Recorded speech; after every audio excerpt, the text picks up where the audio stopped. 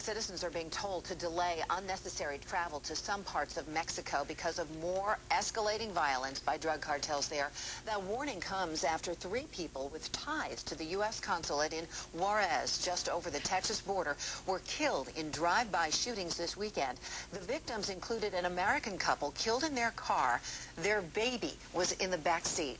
Employees at the U.S. consulate in Tijuana and in 5 other border cities in Mexico are being told to send their family members away for the next month. There is also an advisory for American travelers for 3 states in northern Mexico. They are Durango, Coahuila, and Chihuahua. President Obama has condemned the killings, and Mexico's President Calderon promised a swift investigation. And it is still unclear whether this tunnel was an opening, did have an opening on the U.S. side, but the fact that it does exist for trafficking and a crime, we're talking about that tunnel from a story or 2 ago, is very troubling. We're checking in right now with our reporter on the Mexico side of the border, Vicente Calderon. He is live on the phone right now with more on the tunnel and the escalating violence in Mexico. Good morning. Sandra, good morning. Tell us, let's start with the violence that has broken out and this new travel advisory. I guess what was most disturbing, we learned last hour, is that there have been shootings in some very popular tourist areas as well, Acapulco, for example. What can you tell us about that? Yeah, over the weekend, the authorities reported on the state of Guerrero, where Acapulco is located. They registered about 40 killings that they suspect are drug-related. What we are seeing is a spike of violence in states and cities where in the past we were not seeing this type of activities. So apparently these organized crime groups are moving from their normal home state, so to speak, and going to different locations, either due to the change on routes of drug trafficking or for the pressure and internal fights that they are facing among each other. And, of course, the very disturbing trend, the violence that happened near Juarez and the people affiliated with the U.S. consulate, they've taken it up to a whole new level now, haven't they?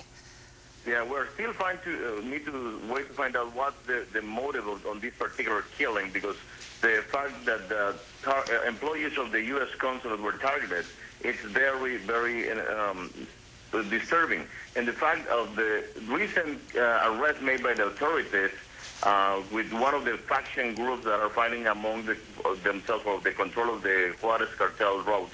It's probably linked to this attack.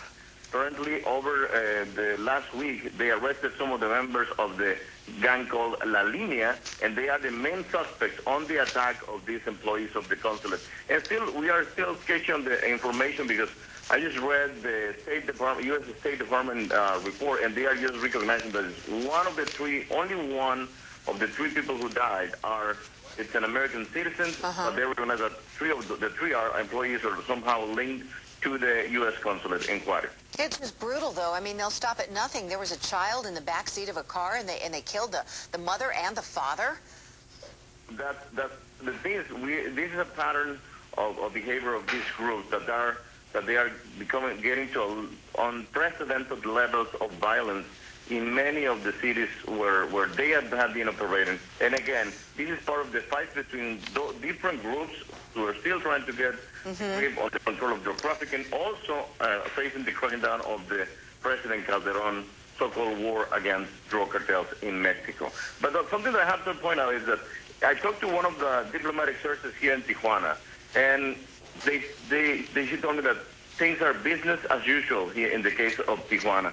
And it's very ironic that recently the U.S. ambassador to Mexico, Carlos Pascual, has been praising the state and local authorities in Tijuana and Baja California about the achievements against drug trafficking.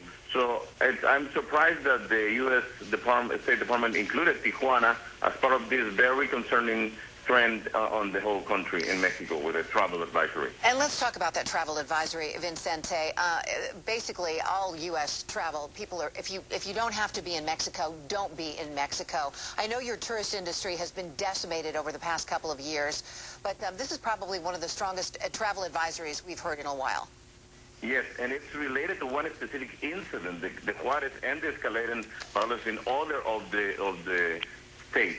But if you read the travel advisory, they recognize that there's millions of people coming to Mexico with no problem, that they are just advising people that in certain areas like Chihuahua, Coahuila, or Durango, the situation is worse. I mean, I'm surprised that they are not including Guerrero, but that maybe could be by the fact that most of the tourists that they have in Guerrero is national Mexican tourists.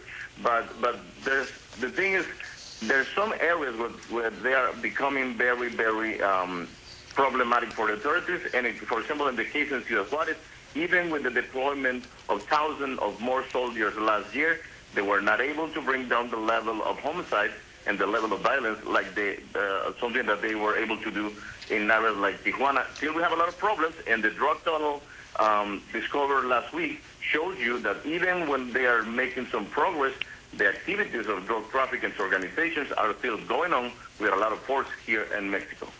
All right. Well, listen, thank you very much for the update, Vicente Calderon, a reporter there. We appreciate that. And stay safe, and we'll talk to you again soon.